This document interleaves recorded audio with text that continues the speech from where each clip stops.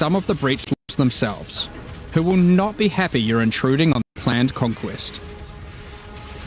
Now, let's talk loot.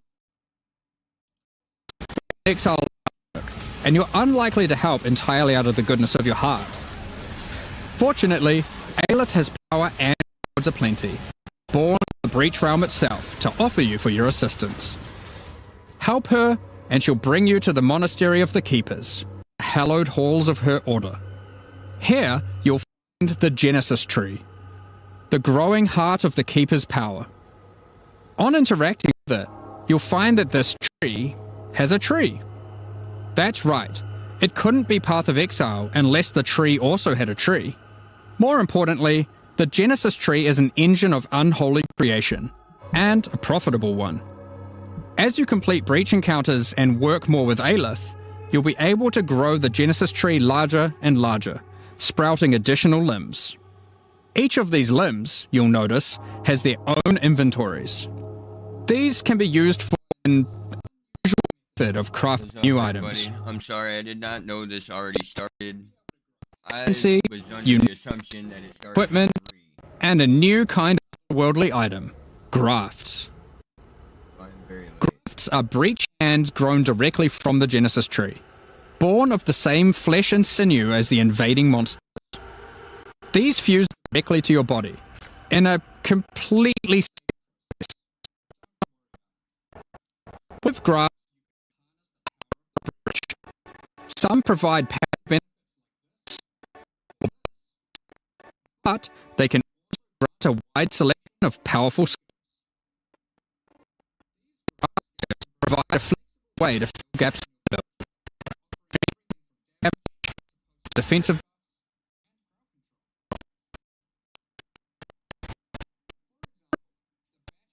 graph.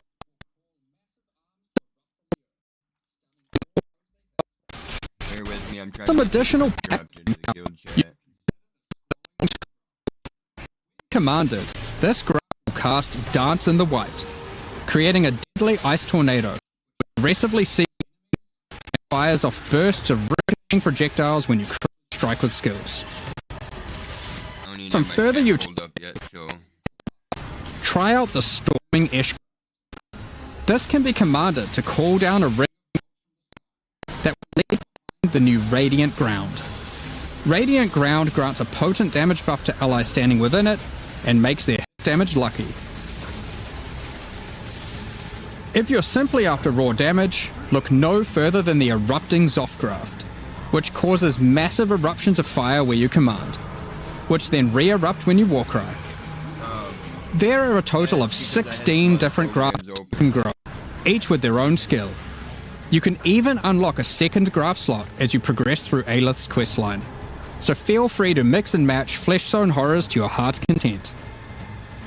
Now, grafts aren't just here to make you stronger, they are also your means of feeding the Genesis Tree, which needs constant supplies of graft blood to grow anything useful. You can do this by defeating breach monsters, which will leave behind blood that your graft will automatically collect. When you feed this blood to the tree, your allocated passives will be put to work. This section of the Genesis Tree can be used to grow new grafts for you, which the Genesis Tree will then birth in a gruesome display. Basic passives on the tree might increase item rarity of birthed grafts, or the chance to birth additional grafts. These passives can target specific types of grafts, and this passive causes grafts to be birthed with a random amount of quality. Quality improves the amount of blood that can be stored by... Back over really quick, just bear with me guys. It's so that I can have my chat where I... What the fuck, man? Close that. Come on, hurry up, Caster Labs. We ain't got time to be fucking around. Plus, I gotta go get my kids. Fuck me, man. Come on, Caster Labs. This shit's so stupid sometimes, chat. Okay.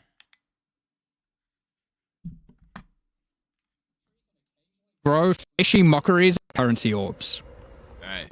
These We are function live like on augmentation YouTube and orbs, Twitch, so regal orbs, or exalted orbs, get them but they grafts work on in, your y'all. grafts instead of normal I will gear. have to go Yep, it's away from the graft desk. crafting. Pick up my Allocating this passive can result in foul-born currencies.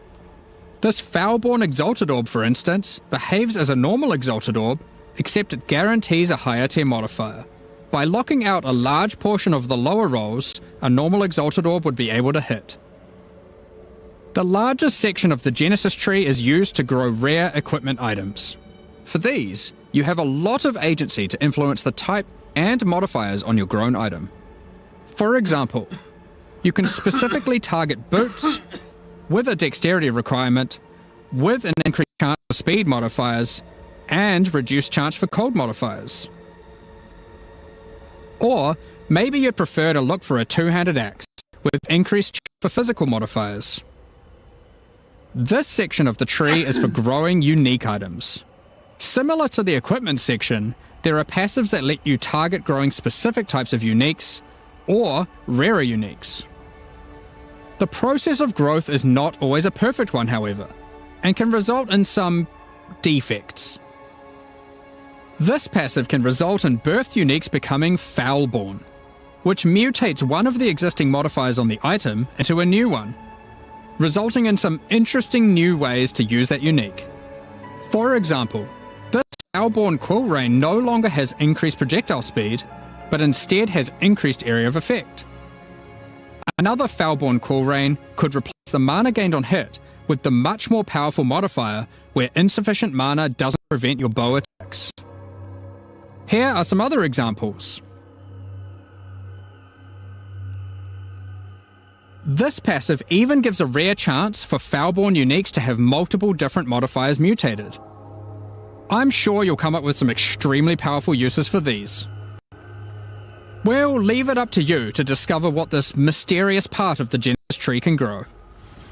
So, ultimately, you'll be slaying masses of breach monsters, harvesting blood with the aid of your graft, feeding the Genesis tree, growing some items and better grafts, and back again to the slaughter.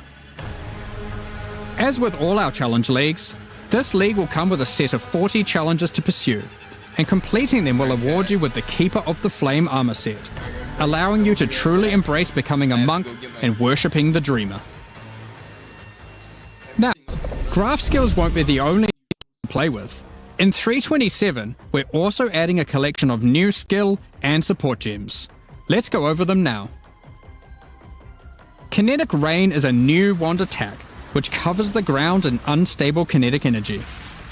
These hazards collapse at the slightest touch, releasing their energies into any unfortunate soul who happens to be standing on them. With enough projectiles and area of effect, an enterprising exile can carpet the world in dangerous kinetic force. Wall of Force creates a barrier of kinetic power, causing allied projectiles to ricochet towards targets automatically. Drop one behind a boss, and redirect the bolts of your armies. I'm sure you'll find ways to break this one. Conflagration is a new bow attack which rains down fiery bolts from above that stick into the ground and pulse as you approach. Once you get close enough, these bolts detonate, causing ravaging ignites. These bolts chain react, allowing you to create fields of incendiary destruction. Thunderstorm is a bow attack, which creates a whirling storm of wind and lightning where it lands. While you're within the storm, it will rapidly grow, until it becomes violently thunderous with lightning-infused clouds. At this point, leaving the storm will cause it to detonate, dealing damage to everything within and releasing a flurry of tornadoes in all directions. Attacking with Kinetic Fusillade will create hovering orbs of energy. These linger for a few minutes above you, before zipping off to nearby targets, chaining between them, then detonating. Living Lightning support will bring to life living sparks of energy, elemental minions that zap through packs of enemies with speed and ease. Use these alongside your spellcasting to augment your pack clearing abilities, or find whatever means possible to cover the world in living sparks of ruin. Windburst support unleashes chaotic tornadoes as you attack, which ricochet around wildly and quickly. These deal moderate damage as they travel, but will explode into a highly damaging burst when they expire. So it's a choice between scaling their duration up to get better coverage, or down to access the burst more quickly. Kinetic Instability is a support gem to go along with the new wand attacks. It causes enemies slain to leave behind those same orbs of shimmering energy that Kinetic Rain creates. One might ponder just how many orbs you can create if you were to use both.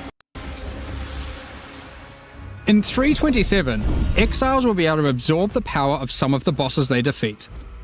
These take the form of new Ascendancy class options, called Bloodlines.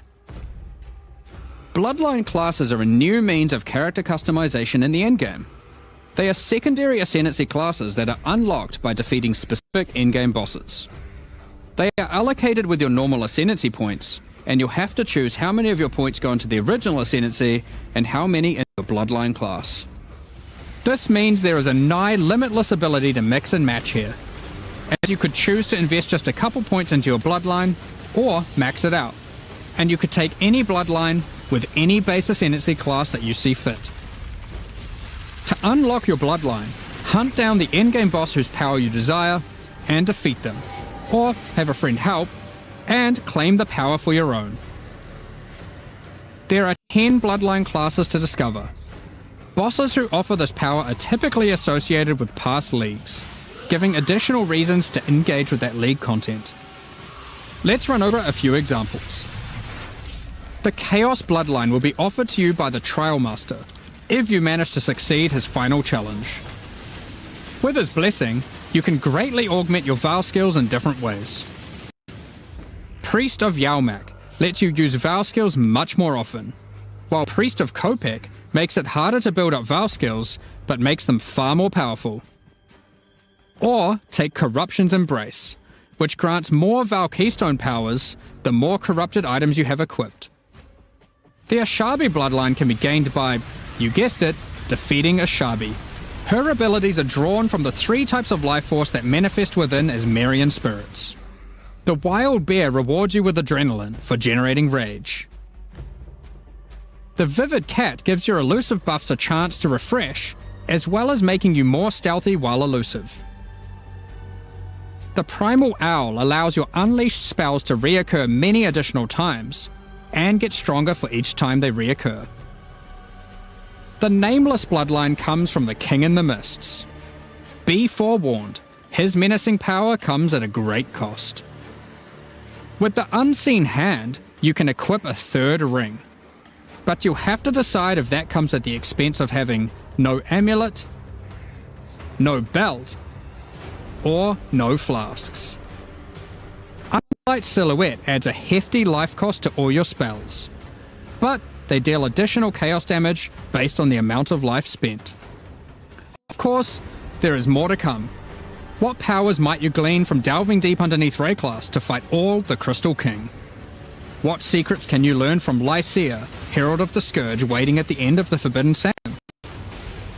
As you can imagine, there are countless possible combinations with the system. You could be a Slayer that embraces corruption and vile power, or perhaps you'll play an Occultist that doubles down on their dark power by integrating the Nameless Bloodline. We are excited to see what crazy and interesting builds players come up with. In the most recent Path of Exile 2 expansion, the 3rd Edict, we introduced a much anticipated feature, fully asynchronous trade. It was a fantastic success, so now we're excited to announce that we'll also be adding this feature into Path of Exile 1. When you reach Act 6, you'll be able to find Faustus in Lion Eye's Watch. Previously, he just operated the currency exchange. Now, he will also act as a steward for your merchants tabs. These are where you can place items for sale, for direct and instant purchase by other players even when you're not online. To list an item, simply place it in the tab and select a currency and an amount. I'll let you know. Once listed, other players will be able to find the item by searching for it via the trade website or the new in-game market search. To purchase something for yourself, it's as easy as hitting this button, which will teleport you to the seller's hideout, where you can view their merchants tabs, buy the item, and also view the rest of their wares in case something else catches your eye. Every purchase costs a small fee of gold, as Faustus takes his cut. To account for this further drain on gold, acquisition and cost balance elsewhere in the game has been adjusted. Anything you've managed to sell successfully will have your profit collected here, in a separate tab to claim at your leisure. To be clear, previous means of trading, such as via pre-existing premium stash tabs and the website, will still function just as before. Merchants tabs, and the asynchronous trading that comes with them, are an entirely additive feature on top of the already existing methods to trade. You might find yourself needing the trade system to buy some upgrades, because this update also introduces 3 new Uber Pinnacle boss fights. These encounters are manifested from the memories of Zana, and in her long torment, they have festered into something truly deadly. These fights offer an imposing challenge, alongside powerful rewards. In order to gain access, similar to existing Uber Pinnacle fights, you'll need to discover fragments dropped by Tier 17 map bosses. Each attempt at the new Uber Pinnacle fights will require 5 of these. Let's dig into some of the challenges you'll need to face in these new Uber versions. In the original incarnation of Neglect fight, statues can be used to block the laser beams to hide behind, giving you an opportunity to avoid being shocked, frozen, or killed. When you run near these statues, they activate and allow you to reposition them. While activated, they will not stop the lasers, meaning you want to position them well, then avoid them. However, in the Uber version of this fight, instead of being a safe haven, the statues will refract the laser beams, causing a ruckus of energy to cover the arena. Activating them will prevent the refraction, so unlike the base fight, where you want to position them well and then avoid them, you'll be wanting to constantly keep these statues active. But then, you have to deal with their assault of attacks. While fighting the incarnation of Fear, these fiery orbs will slowly clutter up the arena, locking off portions of it until you bait the boss into detonating them himself with his thrown spear. When Uberified, these orbs are attached by a flaming leash to the boss, rotating around him constantly. More and more will spawn as the fight goes on, making it even more imperative that you clean them up by cleverly using the boss's abilities against him. Normally in the incarnation of Dread fight, during the bullet hell phase, you have to acquire a red rose, run it to the boss, then collect a blue rose, doing the same, causing it to get heavy stunned and interrupting its mechanic. In the Uber version, you have to do the same, but in order to get the blue rose, you have to defeat the incarnation of Neglect, and to get the red rose, you have to defeat the incarnation of Fear. Good luck. Given the difficulty of these bosses, their reward should be worth your while. Let's take a look at some. From the Uber incarnation of Neglect fight, we have Bitter Instinct, a spiky shield that turns retaliatory strikes into preemptive ones, making it just a matter of time before the long arm of justice crushes your foes. Alternatively, you might find Festering Resentment, a poisoned blade with an unending supply of toxins built into the hilt. These toxins are put to good use, causing every spell you trigger to be capable of poisoning with all damage it deals, enabling a truly crazy trigger-centric poison ruckus.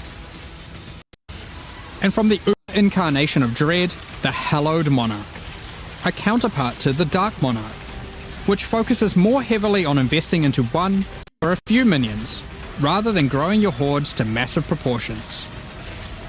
Storm Blast with your chosen few at your side, stealing power from your enemies as you go. Got a number of quality of life changes to bring to 327 as well. Many of which you may have seen already in some of our pre-livestream teasers, but for those who haven't, Heist is a mechanic which has long frustrated some players who may otherwise have been interested in the reward it has to offer, but have no desire to grind through the early progress of finding and running low-level contracts to get all of the rogues to their maximum level. Well, starting in 327, high rogues will automatically begin at maximum level, so you can start your dubious criminal career without all the busy work. Points invested into your Atlas passive tree will now be refundable with gold. Just speak to Kerak to do so.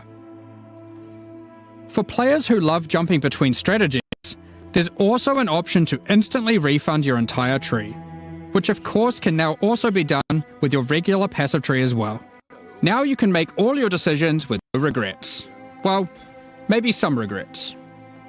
You no longer need to purchase bestiary orbs. You can now itemize beasts for free directly from your bestiary. From late Act 1, you can now mass identify your items at an NPC in every town, and from Helena in your hideout. This does not require Scrolls of Wisdom at all. While using an Alteration Orb, you can now hold Alt to swap to using an Augmentation Orb, if one is available. Opening a Blight Chest will now open all other Blight Chests near it. Rogue's disenchanting services can now be accessed from towns and hideouts. Kerak missions now have a handy icon to show at a glance what kind of mission they are. Holding down Control and right-clicking on stacked decks will now continuously open them to your inventory, notifying you in chat what the outcome is. If you still want to open them direct to the ground, to let your loot filter provide a dose of dopamine, you can still do that too by also holding Shift. Val Orbs can be used on monsters encased in essences, to the same effect Remnants of Corruption have.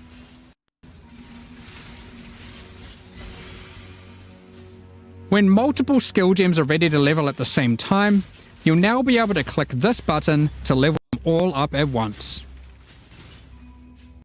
Next up, we're going to be talking about our new League supporter packs. Today, we're launching two new series of supporter packs, the Champion of Theopolis and the Verdant Magus packs. Each tier contains the pack's full face value in points, alongside several exclusive microtransactions. As always, the microtransactions in these packs are purely cosmetic and do not affect your character's power or progression in any way. The Champion of Theopolis series of supporter packs contains 6 exclusive microtransactions. Manifest Champion's Ferocity, as the Lion's Might unique finisher effect rips your enemies to shreds. Open the Champion of Theopolis portal to end your crusade through maps in the style expected of a true victor of the arena. Defeat your enemies like a true gladiator, wearing the Grand Champion of Theopolis armor set. The armor awarded only to the most elite warriors of the Grand Arena. Take charge of the situation and storm into combat with the Flaming Minotaur's Quicksilver Flask effect. The Champion's Podium map device rises up to honor the glory you've achieved as you activate it. Ascend the stairs and stand atop the platform as you enter your maps. Each flame surrounding the platform represents a remaining use on your portal. The Burden-back Billy Goat carries all the supplies necessary for a campsite as he travels behind you in battle. When placed in a hideout, instead of roaming around like your other pets, their supplies are deployed, creating a small camp where you can access your stash and providing a place to take a look off while you rest next to the campfire. The Verdant Magus series contains 6 exclusive microtransactions. Having Faustus sell your items on your behalf is great and all, but sometimes you just want to feel a little bit more shady about your dealings. The Back Alley Trader hideout decoration is more secretive with your trades, creating distance between you and your customers. Note that until 327 is released, this Back Alley Trader will only serve as your currency exchange. Once it's out, it will be updated to have the new Managed Shop option to also facilitate your trades. The Verdant Wayfinder pet is a loyal companion to any Master Magus. As you approach waypoints, it envelops them with its vines, guiding you throughout Rayclast. Control Earth and nature itself as the Great Verdant Magus armor set envelops you in the ancient power now lost to time. There's also a matching back attachment included. Remnants of the forest ripple out from within you with the Verdant Magus level up effect equipped, restoring life to the corrupted land. Call on an ancient golem to use their power to create a safe passage for you to retreat through with the Arcane Golem Portal. As a Supreme Verdant Magus, you can travel to your Arcane Isle hideout. A cluster of islands held together by ancient magic passed down between elite mages. Stand atop your tower and relish the great heights you've reached above those who have not harnessed the arcane. These packs are now available for purchase on both PC and console and will remain so during Path of Exile Keepers of the Flame. Additionally, any microtransactions from these supporter packs will be made available for use in Path of Exile 2. Meanwhile, the Crypt Keeper and Frisian Magistrate packs leave the store forever at the launch of the Keepers of the Flame League, so now's your last chance to purchase them. Thank you so much for your ongoing support. We're just about to start the Q&A with Ziggy D. Afterwards, we'll post all patch notes for Path of Exile Keepers of the Flame at 11 AM New Zealand time, 3 PM Pacific. With release at the end of next week, community team will be posting crucial information you'll need for the release. Keep an eye on the news. Thanks for joining us today and checking out our latest developments. We're looking forward to holding off the Breach Lord's conquest, crafting gruesome grafts, planning dozens of bloodline and power builds, and filling out our trees tree. We hope you all join us.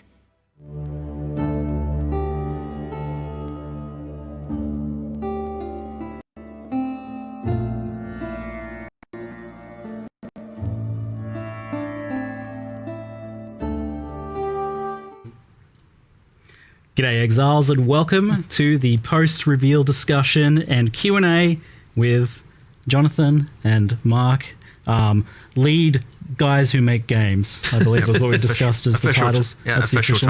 Yeah. Excellent. I like it, it's good. We're talking about how to inflate their titles in the lead up to this. 327, Keep the Flame, the reveal we just had there was, I think, quite a banger, but I've been even more impressed with what I've been playing here in the office with some of that, so we'll get into that in a moment. But I'm curious, it's kind of like a special kind of reveal day for PoE 1 fans, as I think it marks a return to schedule for us. You announced this plan to do the 4-month cycle for the games, two twos, and it seems to be working. Yeah, I mean, it's certainly hard, I'll tell you that, right? Like, it can be pretty brutal on some of the stuff when it's like, every 2 months you got a deadline. But yeah, I mean, look, we have to do it, right? Like, I mean, that was always the intention, to get, the regular schedule. It's super important. So we have to make it happen. We have to make sure that is something that we can do going forward. But yeah, I would, like, I'm honestly, I'm so happy that we managed to, to get everything back. And I think it helps a lot. I think like things feel a lot less like crazy here this visit for me, like, and things seem a bit more of a finished state as well from what I've been looking at. So well, we're putting a lot more effort into sort of getting that production process down, making sure that everything's going well. Like, we're hiring producers at the moment, just by the way, in case anyone's out there. It's like, look at as a production job. It's something that we're really concentrating on, making sure that because when you've got a schedule like this, when it's this tight, you have to be really, really careful, because like, I would say one of the hardest things that we didn't expect, trying to make sure that we get the schedule this short, is you start to become really vulnerable to just like random things, like this person gets sick or like something like that, and that's like suddenly it's like a real challenge. So that's been real hard to adapt to. But yeah, I mean, honestly, we have to do it. Because PoE 2's 030 kind of, we missed by a week or two as well. Yeah, like, normally that's okay. Yeah, you slip a week or two, but now all of a sudden, now you got a bit 2 week more overlap with 327, and it certainly has less room for error. But that's why more production staff should help, and we are just going to get better at it. Yeah. But yes, we made it to 326 and now 327, mostly on schedule, give or take. One was, you could argue one's an anomaly, 2 is a pattern, so hopefully it should continue as normal. But we'll get better at 100%, so we'll work out the kinks, but it was always going to be some growing pains to going to 6 releases a year for both across both Path of Exiles. So. Yeah, I remember thinking when you guys were doing 4 releases a year that was crazy. So 6 is pretty wild, but it seems to be happening. So fingers crossed it keeps happening. Is the contingency just that, like, occasionally you just might delay by a few weeks here? I don't want to. I really want to be real strict about it. Like, we said we'd stick to the time and adapt the content around the time. Like consistency is key. So hopefully we can keep doing that. That's our current philosophy and plan. So I think you were telling me once before, Jonathan, that when you have that for a while, it kind of helps everyone get an idea of, like, scoping a lot better. Yeah, absolutely. I mean, look, it helps with everything, right? It helps with the players just feeling the consistency. It helps with like developers. Like it's just overall like a way better state to be in. So, Breach 2, aka Keepers of the Flame. It's the first real direct sequel league in PoE. Now, I know we're kind of sequeling with stuff in PoE 2. There's, like, definitely follow-ups there, but this is the actual first true sequel league, and it seems like people are pretty keen on the idea. I think the reception's been pretty good so far, first impressions. What are your guys' thoughts on doing a sequel? Like, anti-sequel, pro-sequel? Because I know people kind of... I mean, I would say personally that, like, so whenever you do a sequel, you're entering a dangerous territory, because people who didn't like the original could then now be like, oh, I'm disappointed because like, as soon as they hear that it's a sequel to something they didn't like, they're like, it's not happy. So you could just be ruling out a bunch of people in your audience right away. Now, Breaches, I would say, is a pretty popular one, so, like, there's less danger there. Yeah. But effectively, in order to make a sequel to something, I think you have to be doing something that had to be a real banger back when you did it, so that people actually, are definitely on board from the beginning. In general, I'd say we'd prefer to do stuff that's, like, new, but I think this one was a good fit. It was a good example of something to do, and people are liking it, so, it's I mean, as Jonathan said, like, some leagues are more divisive than others. Some have more kind of X factor out there gameplay, with the whole Blight Tower defense, and some of them are more maps and more crazy, and immediately you do turn off some people, and we know that going in. When we make these, we try and make it something good for everyone, but Breach had that, just like, you're just slaying hordes of monsters, you're just killing. It's the classic. We talk about reinventing the wheel. Here we talk about not reinventing the killing monsters in circles.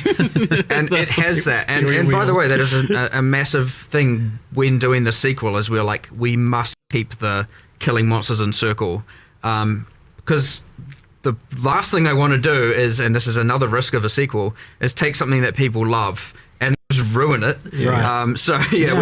We really focused on the weaknesses of what Breach had, because it was nine years ago, almost to date, I think it was. I think it was December 9 years ago, so we're almost there. Yeah, just if you want to feel a bit old for a moment there. My back, ow. I actually still remember working on it. It does not feel like it was that long ago. I made those 5, the 5 Breach Lords back when, and put together all the monsters and all that interesting stuff back then. And I was like, what was I doing? Like, we took the player characters, put some micros on them, and dunked them in red paint. That was the style at the time. It was like, so it's not only been fun to come back and do a sequel, which, by the way, we've codenamed Breach, which is obviously a given. But important. We've coming with, like, 9 years of lessons learned, including with all the lessons learned from PoE as well, and then coming back and being like, what do we know now that we didn't know back then? And it's like, okay, let's not sabotage the gameplay, the killing of monsters, the killing monsters in a circle, and let's focus on the weaknesses. And we looked at, okay, well, nowadays, if we were to do a league, it generally comes with, some character power arc. You've got some crafting system. There's generally a meta system, and then that's where you get, like, the grafts, the Genesis tree, and all that stuff come in. And again, focusing on that, less of, like, focusing on the combat mechanic this time around, because we kind of knew that was a success. You'll find that it might be less trivial with some of the other contents that's a little bit more, like, crazy with respect to combat, but we'll see. I'm definitely eager to dive into, like, basically all of the things you mentioned there. But out of interest, what's, like, a league mechanic or an expansion that you either would or wouldn't want to sequel at some point? Like, what would be a bad example? Is maybe interesting. Well, I think the one that you said there with the tower defense stuff, it's just like, that would be very divisive, right? Immediately if we said we're doing a sequel and PoE I'm onto that, sad. there'd be immediately a bunch of people would be like, yeah, I like Blight. I know, but a lot I of people think don't, you'll get right? both ends of this. I think you'll get the most passionate people Exactly, wanting it, right? and then Yeah, you'll yeah. get the most people Yeah. that hate it on the other side. right. For sure. Yeah. That being said, like, it isn't like, oh no, that means Blight's never getting improved. Right. There's differences between overhaul and improving a league, Yeah. and there's and obviously doing a narrative sequel where you kind of step away from some of it, and so really here it's like, yes, Blight, there's so many leagues, right? Insert all of them will get attention. Sometimes they'll just be quality of life, similar to what we've done with Heist this time round, because honestly that might probably deserves more. And then other times it'll just be an upgrade. I certainly wouldn't want people to say, oh yeah, we're just going to do sequels from now on. Though we're definitely not. Like, I don't think it's going to be the most common. I think it's just a thing we decided to do here, and maybe we'll do it again sometime. But most of the time, I think people want new stuff and different new things. I like the revisits. I wonder. There's definitely some lore and stuff I'd like to see expanded. Like, I feel like Harbinger, for example, touched on some stuff that was only scratching the surface. Part of what allows us to do the sequel here, by the way, and from a more production point of view, is that because we did the Twisted Domain and the new Breach monsters in PoE 2. Yeah. We got to utilize the monsters. So we didn't take the bosses from PoE 2. We made full from scratch boss fights for this version, for Keepers of the Flame. Cool. But for the monsters, a lot of it reusing the models, the animations, the rigging, a lot of the art side of it. And because we get to do that, we get to then focus our attention on all those other things that we would otherwise have to have a bunch of resources dedicated to. So like, there's a kind of like two birds, one stone going on there, where we not only got to do it, we got to do it in a more cost-effective way that allowed us to focus on other features that are going in the expansion. So, win-win for players and for us in that regard. But it would be less trivial other sequels or to other leagues where we don't necessarily have all the monsters and everything made like that. So, not to say it's impossible, but it's just an interesting factor that came up that allowed us to do more here than we might. If we don't forward think enough or forward plan enough, and I mean quite far in advance, because like making these full monsters from scratch is not a short term process. We might not be able to do it for some other leagues. So, just a kind of fun internal kind of consideration that we made. Like, an interesting thing here as well with the fact that Breach is in PoE 2, and I don't normally get into lore, so lore warning, but I'll try and keep it as oversimplified as possible, because I definitely delved into the deep end of the lore of this stuff. But so to simplify, PoE 1, Chayula, baddie, we fight them. They're like the pinnacle boss from the first game, and yet in PoE 2 they're like explicitly not there as part of the boss of that. And also there's this lore kind of exploring the idea that they helped humanity at some point. So I'm curious if this expansion is kind of filling out the story in the in-between here, maybe explaining some of the stuff. It 100% is. That was a huge other one we got to do here, because really there was like, okay, there's the breaches in PoE 1, previous to Keepers of the Flame, and then there's kind of breaches in PoE 2 with the Twisted Domain, and it's like, wait, how did we get here? What happened? Okay, so there's 25 years. What's going on here? So we wanted to, given again, because 9 years ago we weren't really putting that much into the narrative of leagues and into, you'd find back then, we're not far from Onslaught League back then, right? It was just 20% of some stats. So, and even when we had Anarchy, there was Exiles, but like there's named characters, but we didn't really have voice acting for anything. Like we've kind of stepped up our game, a lot of delivery of that. So now we get to, come back and go, let's establish a bit more about Breach. Obviously, there's uniques and flavor texts historically, but yeah, we got to establish a little bit more.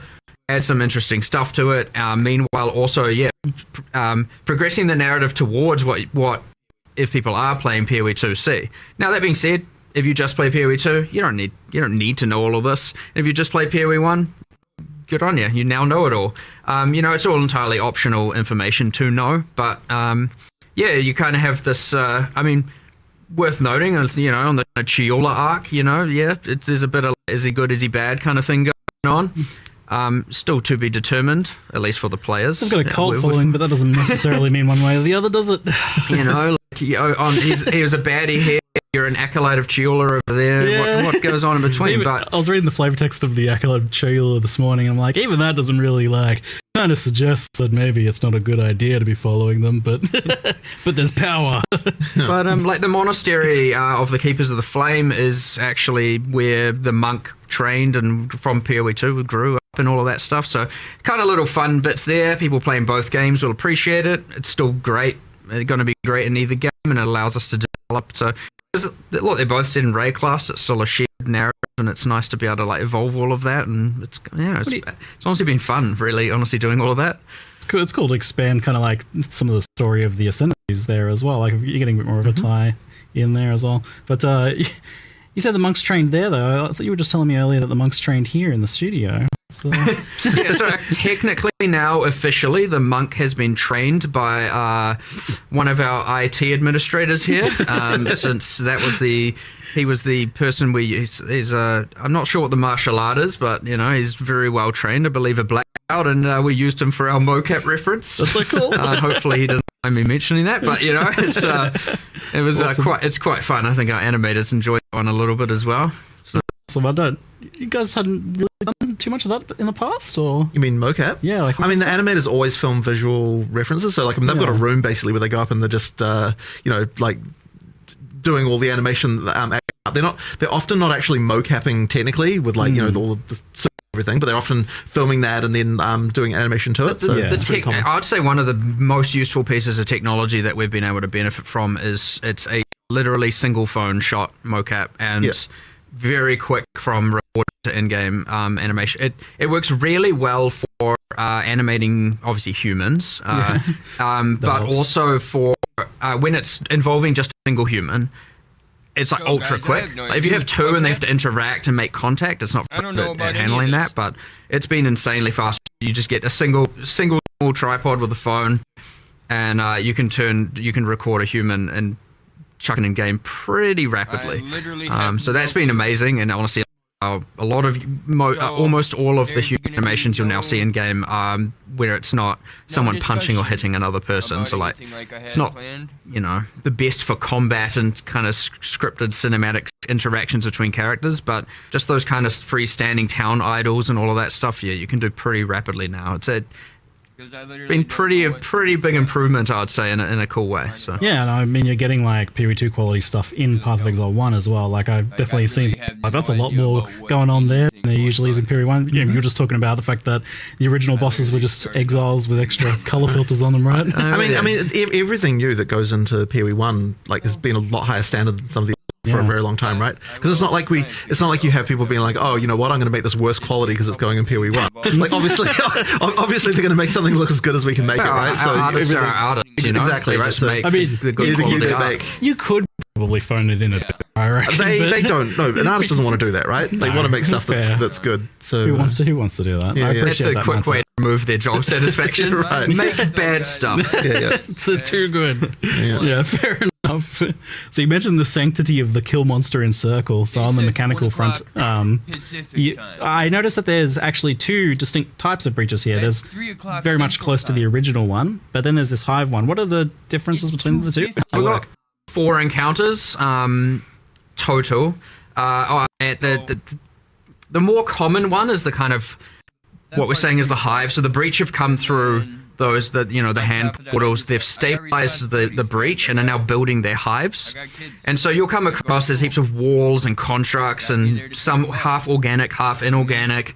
And you get the little spider things, which I think is the Twitch drop for the stream. You get those and they're kind of building and they're like putting together like molecule by molecule building these hives. And that's the one where you come in and you get given the power of the Keepers of the Flame, and that can just incinerate away all of the materia, and you're kind of just like running around pretending to be a righteous fire build for a moment. I'll just note as well, like, you don't have to click any doors or like jump into any walls. They just evaporate before you. You just run around. You run around so burning stuff. It's kind of satisfying. It's the ash going everywhere. There's a couple going on there. So generally when you get to the center, you summon an Aelith, you start the encounter. And effectively just kill a whole bunch of monsters. They're trying to get to her, they're trying to kill her. They're not super effective at it. We're not doing the whole like They are persistently wanting to aggro on her. They're going to try and kill you. That's honestly more of an immersive flavor thing than it is like meant to be too interruptive of a mechanic or anything like that. Again, because I wanted to just keep killing monsters being the primary focus. There is a thing where the more walls you burn, the more there's amongst all the walls you can get these like spawners, these like hive portals, where the monsters can then come through. So if you want to activate more to have more monsters, have more difficulty and get more reward, you want to burn as many of those hive spawners as possible, and then they will turn into portals once the fight begins. If you just want to run to the center, start the fight, do the fight and leave, go for it. The other thing here is, though, that, of course, obviously this can be a bit of a clear, speedy thing. It's like, So, during those encounters, using the power of the purple flame, these kind of purple flames scatter out, and each of them kind of has a skill attached. It's like an oh shit button. And so if you're getting overwhelmed, there's like different things you can just click if you wanted to, if you needed to. Most powerful characters, you'll be fine. Just as it kind of like will send out a giant nuke and clear stuff, or like create this like flame wall, and anything that runs into it will burn. And that's honestly more help out players that are kind of struggling or on the weaker end and aren't like, able to kind of keep up with it. So it just normalizes the difference between bottom end and top end a bit. And not meant to be intrusive, not meant to be like complicated. We kept it simple, and it's just like 99% of it. I mean, just when you boil it down, it's basically just like a fast-paced wave defense. Like, just survive 6-8 waves of monsters that are rushing at you pretty fast. But it doesn't have that same clear speed pressure that your like basic one has. Yeah. So that's one encounter. Second encounter is like the traditional breach, the one that players have, historically been playing. You activate a third breach successfully. So these breaches that haven't been stabilized yet. Yeah. So they haven't come through to build their hive. So you activate it, it starts expanding, you kill all the monsters, it's revealing, and then once you've killed enough, and if you can kill enough, like it can be kind of hard early game, but like towards end game, that's your goal. You'll notice a progress bar filling up, and once the breach gets to the end, that means that it will become stable. And so what was going to happen is when it becomes stable, the breach send through their like difficult monsters, their elites, their enforcers, their front line to come through and secure the area so they can send through their like little work spiders to start building their hives. So there's like a yet to be a hive, and so you obviously don't witness all of that. Generally, what you do experience is you kill enough monsters. And then in the center, the portal activates, and a bunch of monsters and often a boss floods through. And so now you have to go back to the center and fight all that, kill everything, defeat the boss, get the loot, and then everything drops then and there once you successfully do that. If you can't do it, run away. That's up to you. You can still play it the older way if you want and like not get so much rewards, just kill as many as you want and move on.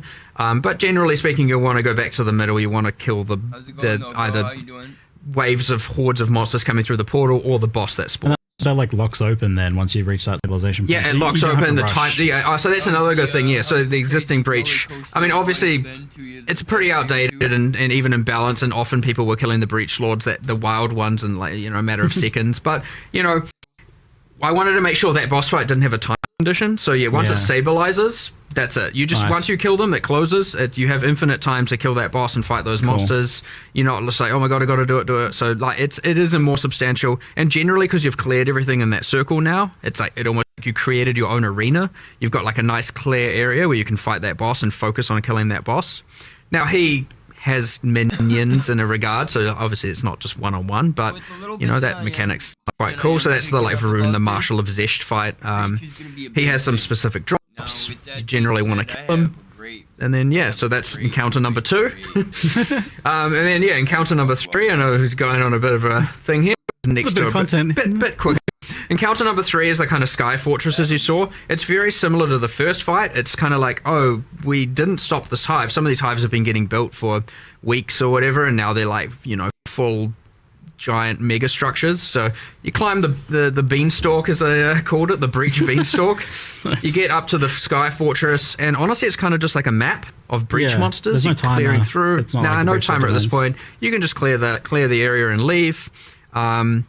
Taking your rewards with you, but in the center is like the hive encounter, the very first one, like a wave-based encounter. It's just a lot more epic, and you have to, the exact thing, except Aelith's like, yeah, it's going to take a lot more explosive power to destroy the rest of this hive and seal this portal, so you might want to get out of here. So generally speaking, yeah, once you've killed all the waves, you then have to get out of the area before Aelith burns the entire thing to the ground. Cool. Normally you can survive that, not in this case. You might want to get out of there. Once you do, you get all the loot. Sweet. You're not going to get that encounter too frequently, but you know, it can be a little bit of fun, a little bit more action-packed when you're trying to escape.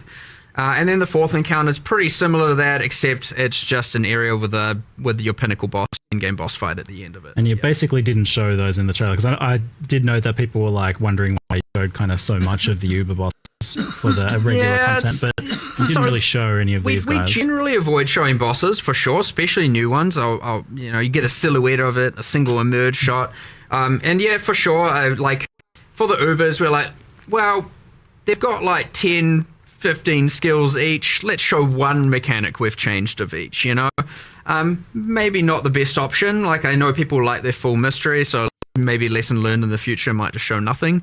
But yeah, we only did show one of all of their skills that have changed, you know, just so people get a general grasp of how they're changing. Yeah. But yeah, I probably, given the feedback, I'm probably just not going to show those again. So, Fair enough. you know, we'll let it be a mystery. But yeah. So this skill tree, you actually did it. You made a skill tree. Well done. I really hate watching the tree. But this tree is quite fascinating, because it's not just a like a meta progression system for the league or something. Like there is that, it is progressing, but it's also it is a crafting system. It's a tree that is a crafting system, and from messing around with that, like it feels kind of brilliant. Like it's a really good idea. Yeah, How did that come about? it was kind of a mixture from Octavian and I can't remember who. Me and him and kind of Andrew, we all kind of just came up with ideas. But I think the original tree that spawns items or grows items and then hatches items came from Octavian, and the grafts, mind you, as well. He's got a he's cooking. nice creative brain on that one. Comes up with some cool ideas. I like, you know, that kind of out there style of design is good. And so eventually we took that kind of idea. I was who brought Breach to the table and was like, oh, we can unify these, and that came from a interesting thing where in the Twisted Domain in PoE 2 you get these you have these trees made of hands that the environment artists made, and I really love them. And I'm like, normally, because you're on a timer in that area and you're going hard, you're fighting monsters, you don't really get to appreciate a lot of the art assets in there. Zoom. And I was like, wow, damn, I want to use those trees, but have them, because I think they're petrified in that version. So like, what does that look like when it's a bit more alive, a bit more organic, a bit more gross? So yeah, we kind of came with this tree, and you know, tree that hatches items, and it has this fruit, and then we were like, nah, like I don't want just a tree that has fruit. It needs to be gross and dark and horror, you know? It's like, this is a gothic world. And so, yeah, we obviously went a little bit more crazy with the theming on it all. But I like it, right? It is dark. It's like a little, you've got this alien-esque demon species, right? It's like squeezing the items out. Like, with a bunch of plus.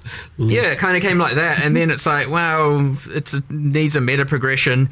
The good thing about the tree having a passive tree is we get to reuse all the same code that our passive trees use. And then the other, because it's good, because then you don't have to make a completely bespoke system. And again, it's picking your battles, for being able to focus more on what the nodes do as opposed to the system, the underlying system. I think what's pretty interesting about it, though, is the way that, like, it actually, for crafting, is quite interesting how it sort of encapsulates the idea that you've got, like, various dependent choices. You don't normally think about crafting in that way, but that's really what crafting is. And so it kind of like means that it's actually a surprisingly natural interface for crafting. Like, it works. It works really well. And so, yeah, that's kind of a pretty interesting one. I don't think I've ever seen it before. Someone doing anything quite like that. So yeah, like I've seen some crafting trees and stuff, but they're usually separate, or there's like some little bit. But yes, like that's what I was thinking, because I'm thinking a lot about like how do you communicate crafting? It's a pretty complicated thing generally, even in its simplest in Path of Exile. But this does seem to have like a very natural, more understandable way of communicating it, because you're allocating the nodes for the craft. You get to see the structure of your craft in a visual manner, which I'm like, it is cool. So, how did we go this? So we've got multiple character trees. We've got world area trees, is this the first Crafting tree? Well, there was the one with the items. I don't even remember the name. There was of it the anymore. there was Crucible? the the Crucible yeah. one. yeah. Oh, wasn't really, like, that was crafting. items having trees. That wasn't a tree to craft. Yeah, It was an item You could growth kind system, of yeah. argue What? scourges like the whole microwave mechanic kind of. It wasn't really a tree. It was like a grid. It was a bit different, you know. So I don't know. It might be our first true crafting tree. It's like I just can't help but wonder. Like we'll see, I guess, after a league, but I just can't help but wonder if you like accidentally stumbled upon one of the potential solutions. To, like, how do you communicate crafting to players? Because it's so hard to do. It's like, I don't know, maybe this has applications elsewhere. This idea. We'll see how it goes. And there's a lot to expand on here, of course. Like when you have these kinds of tree systems, and you know, immediately people are going to be like, oh, keystones, you know, where's my crafting tree notables and masteries and jewel slots. My cluster jewels for my crafting tree. Yeah, build your own crafting tree. Yes. Yeah, we'll see where it goes, but obviously that depends, you know. We don't want to overcomplicate it off the bat. Come in with something kind of simple, elegant, see how it works, see how people respond to it, and then, you know, if things go core, because we always like to decide based on how the players respond, we can evaluate how we want it to be, if we want to change it, we want to leave it as is, if we want to, you know, so we'll do all that. But yeah, it's cool. I like a lot of the ideas coming here with that, you know, with that and the crafts and stuff like that. Some pretty crazy cool things. So talking about like the idea of preserving some of the stuff from the old breach or what's not being kept. So you had the old breach lord domains. They're effectively being replaced or removed here. So those are all we've kept. Breach 1, I don't know what you'd call it, fully intact on standard. Really? Whereas on this league, it's the prequel Keepers of the Flame mechanics. So full replacement. None of that is there in the current while playing in Keepers of the Flame. All of the breach nodes on the Atlas tree are gone. You know, all that. So you've got the current league. Obviously, our intention is that it goes core, but we'll take the better elements of it. One interesting thing here is obviously we still have all the old stuff. So if we miss the mark on some things, it's still there. We can bring it back. We can integrate it. We can, you know, obviously it would suck, you know, to have to then accept that we have to keep using all the old art and old mechanics and old fight to some degree. But like, if they're more fun, they're more fun. We're not necessarily here in the business of taking away things that people loved. So obviously I'm pretty confident in what we've got is going to be amazing. And as you said, first impressions pretty positive. So, but you know, worst comes to worst, if we have to take the best of both worlds and merge them, then that's still what we do.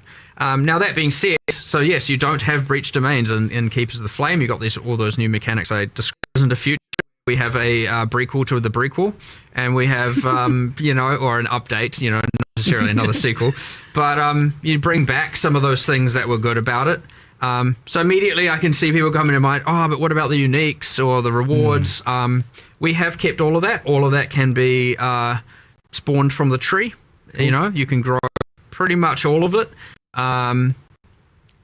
You can find, I won't reveal exactly how to do that. You can figure that out. Yeah, nice. But yeah, you can generally get all of the historic rewards from Breach from the new mechanic as well. We've tried to keep all of that. Does this mean Breach rings finally get a revamp after there with the silly thing? Yeah, well, they got their improvement in PoE too, so we had already accepted that having a double effect while in Breach, especially given that's only useful some small percentage of the time generally, not good enough. So yes, the breach rings have been reworked. I believe the implicits or max res of the corresponding element types. I can't remember if there's what fifth one is. Whatever, we'll deal with that. But I believe it also restricts or constrains the mods you can roll in it. So it's like Zoff rings, fire mods, etc., etc. Cool. Sounds rather interesting. The unique crafting as well looked pretty wild. Like, I was pretty excited to see that. I expected it to be like it would remove a modifier and then just replace it with like a random rare modifier or something. But it seems like they're handmade modifiers, like there's bespoke modifiers, and even multiple, like those Quill Rain ones. Is this just like a long list of them? And surely you can't do 1,000 uniques worth of those. Like, I actually don't know what number they got to, but effectively it was just like, we'll just go until we run out of time. But yeah, like there's just a whole bunch of uniques. It is here's the list of mods that it can lose. Here's the list of mods it can be replaced with on a per unique basis. Yes. Right. Again, not all the uniques. I almost assure you it won't be the majority. And obviously you're not going to be getting pinnacle uniques from here and stuff like that. Those Yeah. are restricted to things that have specific drop locations. But yeah, that being said, it is a list. It would suck to, lose the key mod on an item. So generally speaking, we don't allow what gives that unique full identity to be removed. A lot of it can be either the fluff stats, sometimes the downside, some stuff like that. So yeah, we'll just kind of see what happens there. If people love that, it would be the thing where we can add more and more and more and more, and then eventually we will have the entire unique pool covered. So we'll just see how that goes, but kind of fun. You love to see it. So was these creepy arms that you can grow on yourself. I love that. We just, here, have an arm. Sure. Just plug it into your back. Why not? I mean, we were shoving rusty bits of metal in ourselves and stuff before, so why not continue with that? But these are it was in the video, but I didn't really kind of understand kind of how impactful they'd be until I was messing around with it, especially for level. But these are pretty major skills and an extra layer, because especially the 16 of them, and you can have 2 of them, and they're a mixture of auto casting skills, proc-based things, so on attack or something, and manually cast in some cases as well. I had a tornado that was crazy. So these seem pretty significant. What's kind of the plan for how impactful you want these to be, or especially at endgame, they'll definitely very impactful while leveling. Obviously, there's always going to be a spectrum of usability. Generally speaking, yeah, they're going to be pretty powerful, but you know how strong characters can get. They generally outclass everything. That being said, for a long way, they're going to be pretty damn useful. And even beyond then, there's generally can scale the difficulty of the game hectically. You notice something I think you observed as well. The numbers on the skills are out of control. Yes. That is because you don't scale with your stats. Yeah. Obviously, debuffs on the enemy, anything you debuff on them does.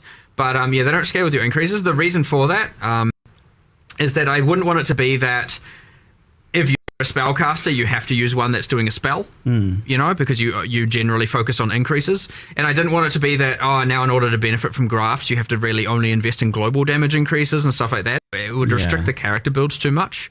So we made them not scale with characters, your character stats. Obviously, again, as said, if you reduce the resistances of the enemy, then the enemy takes more damage, that kind of stuff. But there's a kind of a lot of them that vary from utility through to just pure offensive power. They all also just come with stats. So, and as you said, if you didn't want to, there's ones where you use skills and you can use that tactically. You can merge that with some of your abilities, or if you just want to, effectively let autocast, there are versions for that as well. If you just can't be bothered, that's also fine. And honestly, at the worst comes to worst, at the end of the day, they still kind of just give some mods, and that's fine. And they are obviously used to, if you want to get one that just specializes in harvesting more graft blood, that's also a thing you can do, because those systems are linked. The grafts do gain the graft blood, which is what you give to the Genesis tree to give the item. So there's kind of a nice interlink between. They should really be replacing the power that you previously got from mercenaries, right? If the league needs to give you something that's going to fit in that power curve. So therefore, you could look at it in a similar. They are mercenaries on your back. Yeah, in a way you could say that. Yeah. That's what I was kind of thinking when I was messing with it. It's okay, so we're going to have 2.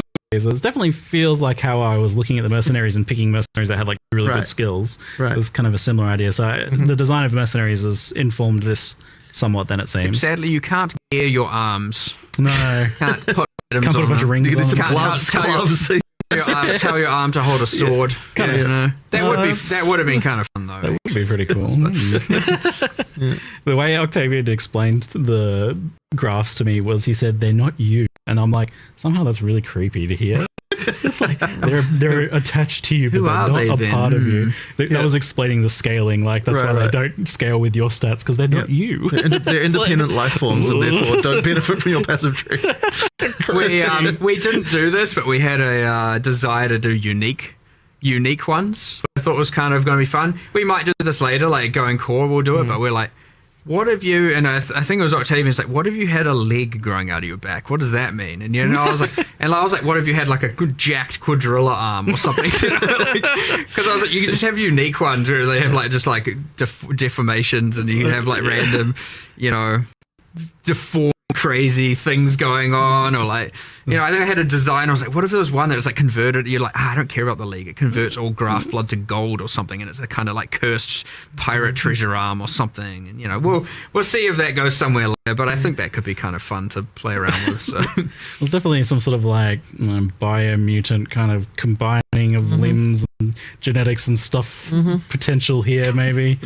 yeah, later mechanic, right? Like nice to have these things you can expand on. So. Yeah, so it looks like you can synergize with them, but you don't necessarily scale them directly, like you're saying. You can debuff enemies and things like that.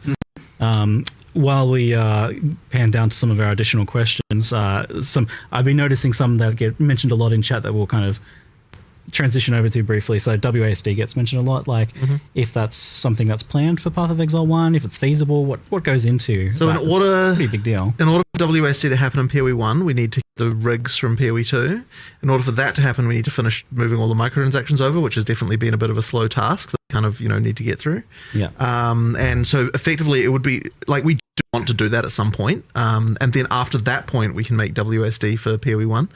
But yeah, it's just a question of getting through all that work, and then we can do it. Like, I'm not against it by any means. It's just, you know, yeah, it's just, I mean, I want it to happen. It's just getting all those things moved over to the new rigs is the limiting factor. Yeah, and you want it to be kind of reaching a certain threshold, it seems like, of quality. Well, I mean, so yes, you can do it. You can do it by Like a just like controller. where the character just rotates. Yeah. But I wouldn't say that gets like that. The quality of that is really not great. You know, like I don't think it feels good. So yeah, I kind of want to make, you know, do it with the proper rigs that we look. That would be so beneficial to everything anyway. Like, we're highly motivated to do that because it means that we don't have to rig a bunch of stuff for the old rigs anymore, which a better artist would definitely appreciate. So yeah, like we will get that done, and then but yeah, it's going to take a while. Like, it could be quite a while. The biggest benefit of the rigs is just that we're going to then be able to actually do a lot more new skills. Yeah, animation. In PoE 1 as yeah, well, that actually use, you know, new animations, and it's not going to be an absolute nightmare to try and make. So that's going to be epic when we actually get to that point and can just be like, okay, floodgates open, let's go and make a whole bunch of new skills that are using new animations. Because you'll notice, even though we have a bunch of new skills in this patch, it's all using the existing animations and different like means of delivering it. So generally speaking, we have, you know, kind of your spell projectile, spell AoE, spell buff. They're kind of separated into all these categories. Yeah. And so when you generally do a buff, you just use the buff one, and AoE use AoE one.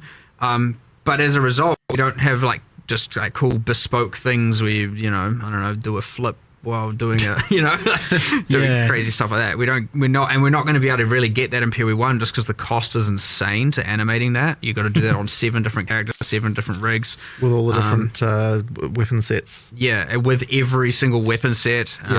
And because generally PoE 1 doesn't have like as much restrictions on the weapons to skill association, it would you'd be you know, it's not great. It's really not great, and it would be like the cost of doing that would mean we'd have to do so much less other stuff.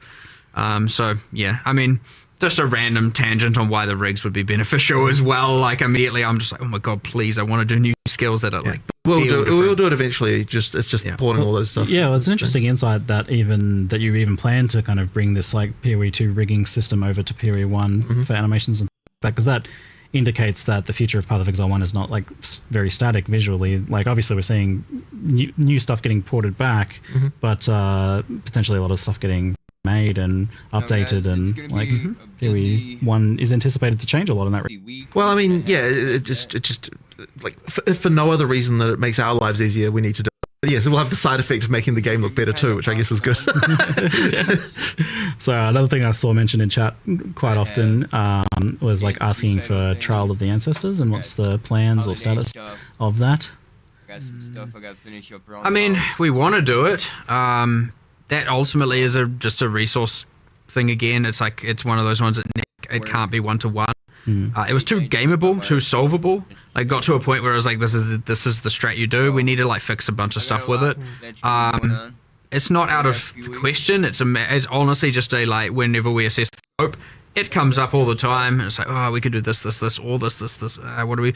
And it's always going to come at a cost to something, and it just has been so far, you know, at least 326, 327, that we've wanted to make sure that we had other priorities, I guess it's safe to say. So TBD, who knows? You know,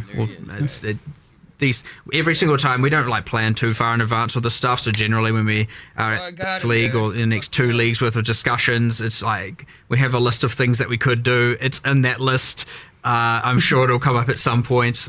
So we'll see. Feel free to be coy about this, but it seems like since something similar is occurring in Path of Exile 2, that might help you kind of like solve some of these questions for PoE 1. So maybe that gives people an idea of the time frame. Well, as I said once, if obviously there's a could do with respect to PoE 2, but if we manage to go down that route, we get to do the exact same thing we did with Breach here, which is that if we have all the monsters made, you know, and a lot of art made, and a lot of encounters, so even if it doesn't appear the exact same way, it'll allow us to do a massive shortcut, which would mean that all of a sudden it is way more possible to add a feature without having to compromise too much else. So yeah, I can see that. All right, let's talk endgame, and I'm sure you're anticipating a discussion on 17 modifiers, modifier design, their addition to memory strand maps, risk scarabs, and map modifier effects. So I list all these things out because they all come together to form a bit of a tangled mess of late end game. And I'm just curious, like, before we even get into like what people are asking or what people are saying about it, I'm curious what your guys' thoughts are on this topic, I guess, of tier 17 modifiers and their impact on late end game. I mean, the main thing I'd say there, like just as an overall view on it, is that like T17s, there's this tension between, like, it is not a good place to be when there's a tension between what players are enjoying and what the thing we want to try and do is. Like, that's like a problem that needs to be resolved. So effectively, it's like what T17s are supposed to do in theory is something that we want, which is to say, like, you know, that like you get something that you don't necessarily like want to have to play against, and like, you know, like you have to actually, and you have to deal with it or come up with a way to get around that. But in practice, players don't want to do that, so there's something clearly wrong here. So something does need to change, but it's a little bit tricky to come up with something that we want to, like, that both satisfies our desires for, like, you know, like interesting challenges that are different each time that you play them, that like all the, you know, there's like, you know, new and interesting things you encounter, but yet also something that players actually like. So there's a problem for sure. So what is your desires for tier 17 maps? Like, what do you want? Well, as I said, I don't think it's necessarily the desire for T17 as such. It's more the desire that you have, like, you know, like interesting combinations of mods happen, and they're like, oh, this is a new challenge I have to rise to, you know, and like, how am I going to deal with this, and that kind of stuff. And like, that's something that, like, in practice, players aren't really liking. So as I said, there's a here for sure. It's just a question of how we kind of 100% they're on the right spot. Yeah, I am of the, like, we need to go back to the drawing board a little bit here, because like we are like trying to band-aid it, but we can only do that for so long. We kind of just need to reinvent something here a little bit. Like, they were intended to be the penultimate bosses that allow you to do the Ubers. But they're also now, you know, also this non-sustainable map, and where you have to, obviously a lot of people feel like they have to trade for it, and then in the other cases you've got a bunch of modifiers people hate. You've got this like thing where, because of the mods, you end up devolving down to the in-game strat becomes, as you said, stacking map mod effect and modifiers via risk. And it's like, it's not fun, it's not ideal. We tried to narrow the gap with T16 and a half, so that kind of worked, and then you get some other problems where, like, because those can be 8-prop corrupted and tier 17s can't. There's some weird issues there as well. And honestly, like, it is a kind of mess. And we intend to keep band-aiding it until we can drawing board, but I would expect you'd probably see a pretty... I think it needs a full redesign. It needs a full redesign to try and see if we can come up with a way to both achieve what we're hoping to achieve, but also make the players not dislike it, right? So is this maybe like separating out what you're trying to do with the tier 17 modifiers and what you're trying to do with this penultimate, like, boss thing is like the lead up to the Ubers? That is a split at the very least.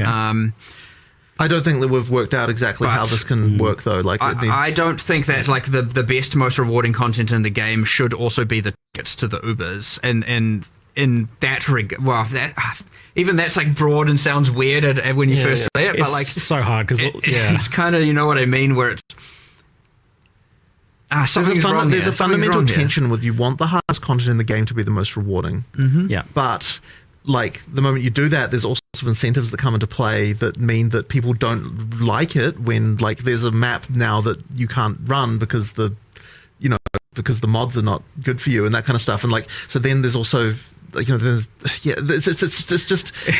problem. It's a little bit of a mess of it's a problem. Any individual part of this I look at, I'm like, well, this is actually okay in some circumstances. Right. Like, it's okay for there to be some modifiers, maybe Right. like I think you guys feel the same. Where it's like it's okay for there to be some modifiers that are like better for other builds. But in the moment that it's like it feels like a huge economic penalty to that, so the you're economy immediately like you're kind of.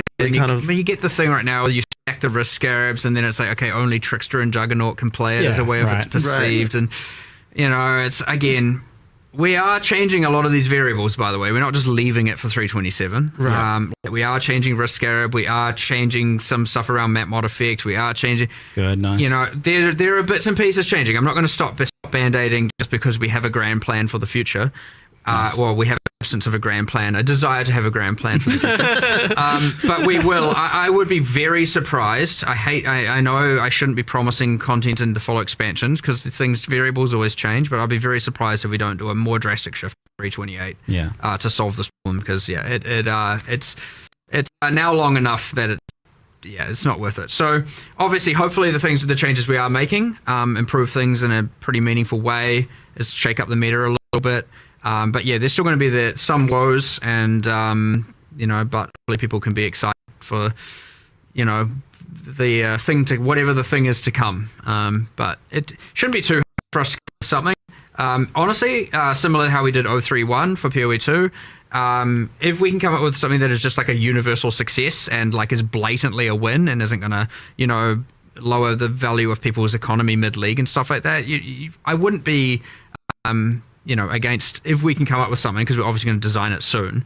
If we come up with something or a piece of that something to deploy to, mid-league, mid-keepers of the flame, I will push for that. I will just have to see if that's something we can actually do, because often these things will mean like, now all of X will become devalued, and I don't want to like ruin people's mid-league economy and wealth and just destroy it because we decided we want to make a change. And so, there's considerations to make. Yeah, from speaking to Octavian about the tier 17 modifiers as well, I can tell they're kind of weighing on him, like he really wants to do stuff with them. I think we're all on the same page. I honestly don't even know if anyone really is disagreeing with, like maybe in little ways, but I think everyone's kind of... okay, I gotta ask, like, is there someone who loves the 3 seconds out of every 10 seconds you can't deal damage modifier? Like...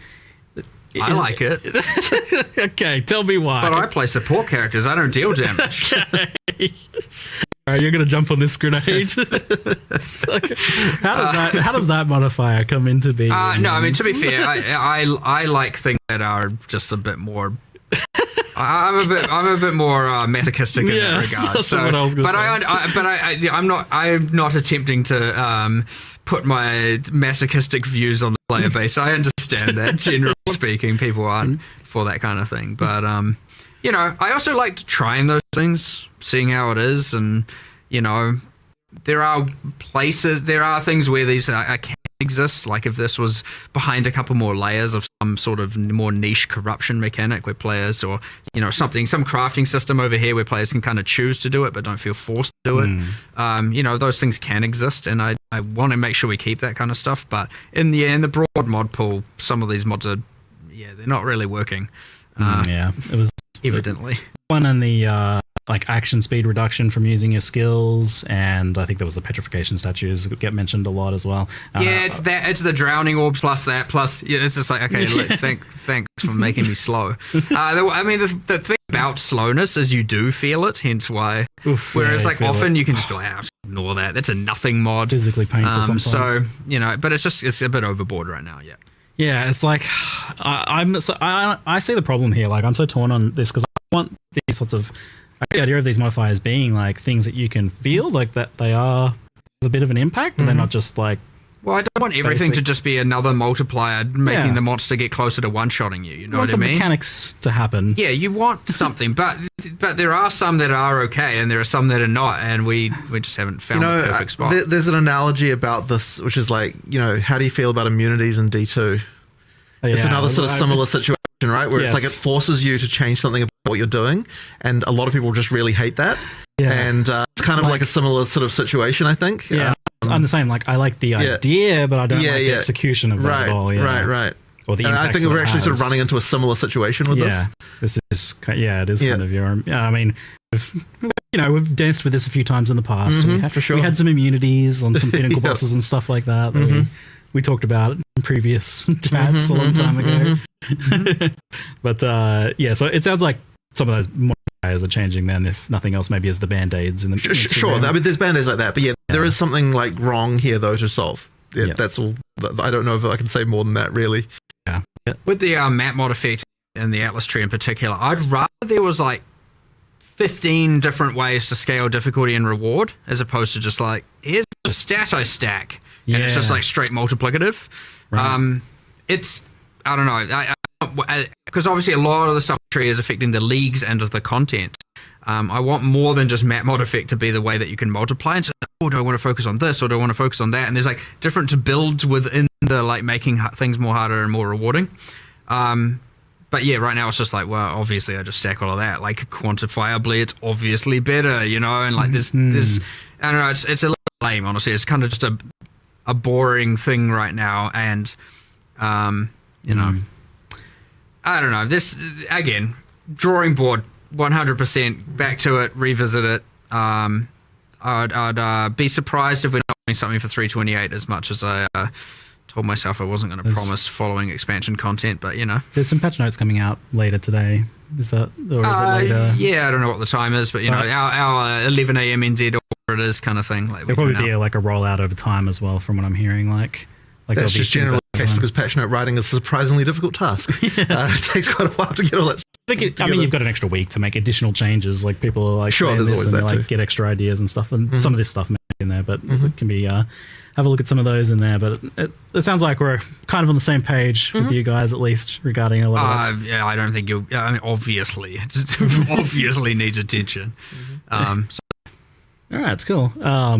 So on endgame though, in like a longer term, from a longer term perspective, we have a pretty good Atlas endgame system right now. Like I think it's pretty well liked. Apart from this issue that we just talked about, like overall the core of it seems great. Like I can sing many praises about it. But previously, like historically, you've done a lot of complete endgame overhauls. And, to the point that it was definitely a trend. Like it seemed to be like the way that you guys would go about it. Like every so often there'd be a major endgame overhaul. Is that still the case? Like have you achieved something that you kind of want to keep and maybe change instead? I don't think that we would want to not overhaul the end game again. Like the reason that it's not like we're like, oh, this is what we're set on, we're now just going to keep this forever. Certainly not. It's more just that it comes down to like it is hard to come up with the ability to do a scope for that, and it's been especially hard, since we've had like PoE 2 in in early access. So it's kind of like we just need to get back to a point again where like that level of scope can happen. And I don't think will be necessarily that far away from the point where that should be fine again. It's just that like, it really is just a question of like, can we get the ability and time to do it? Like I don't think, as I said, I don't think we'll necessarily be that far away before we do something like that again. And like you do need to change the stuff every once in a while. It does become stagnant eventually. Interesting. So I think we should do another big overhaul. But obviously the term overhaul can mean a lot of different things, right? We should be careful with overhaul. Like it's not like it's change into like a it'll still be fundamentally the PoE 1 Atlas and the. None of the overhauls we did changed it too fundamentally, I would say, in some respects. I mean, there's big changes, but I guess, but it's not like it's going to suddenly be like, oh yeah, we're changing it to be like a PoE 2 like system or something like that. Like we do need would need new levels and new challenges there and that sort of stuff. Something that we will have to do eventually. It's just that kind of stuff, like escalating the narrative and cycling out bosses and cycling out characters and changing all that stuff is like generally pretty harmless and generally cool. Like you're not really messing with the systems, the core of what people like and the cycle that people like. So like obviously that's always just a nice win when you get to be like, all right, what are the next set of what much like Breach has now evolved and gone forward in time, so will the end game story at some point, and we will do that for sure. And it's just like there's mechanics that come with it, and sometimes you add those mechanics, they can't coexist with some existing ones because it overcomplicates everything, becomes a mess. I'd hate to have I don't want to add more systems and now all of a sudden it's extra steps even more over to have to do on your maps before you run them and that kind of stuff. So sometimes things need to be replaced, but we appreciate the fact that PoE 1's endgame is in a pretty overall. I mean, everything always has its problems. I'm not going to deny it. We just discussed them, as you said, but it's in a pretty damn good spot, and there's so much good about it, and I don't want to ruin that. So we'll be very careful with that stuff, but. Would like what you might find is that we use this T17 thing as a motivation to go, what is the redesign? Okay, let's use that as the like crux of what we design around and fix the problem both narratively and like game design wise by removing problems from the game, creating something new in its stead. And I think what I'm most curious about is like if let's say you went into a meeting today to try and come up with a new end game for PoE 1, like an overhaul for it.